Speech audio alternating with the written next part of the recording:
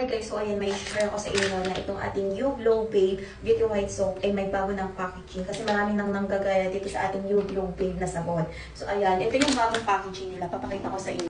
So ito yung nabili ko guys, ayan, kasi kaubos na naman itong aking lima. Ayan, ito yung bagong packaging nila. May hawakan sila dito. Ayan, mas cute mga sisi. And bundle ko na siyang nakuha mga sis. And may pa-free siyang dalawang mesh na din. Ayan, kapag isang pack yung bibilihin nyo for only 155 pesos lang po mga sisi.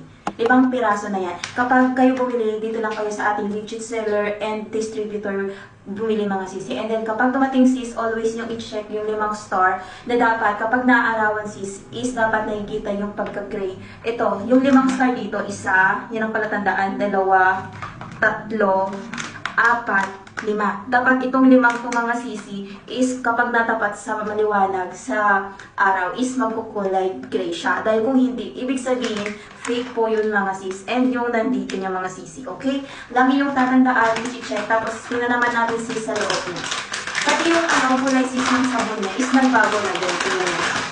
Ito, yung sabon niya ngayon, mas pink or push siya pink siya ngayon mga sisi. Pero ngayon sis, alam ko may natitira pang dating nila na sabon. Hindi natin ang paborito yung sabon sis, pero alam ko kalahati natin.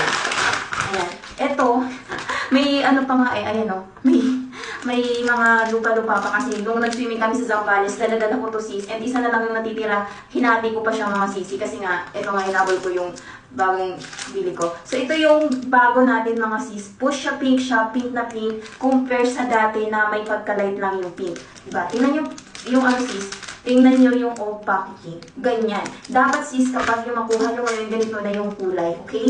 Tapos, kapag binabasa siya, hindi siya ganun kabula. Okay? And mabango. Hindi siya sobrang bango na as in parang pabango. Yung sakto lang. Okay? So, ganun siya mga sisi. Always bumili dito sa ating trusted distributor and reseller. Okay? So, check out nyo na to.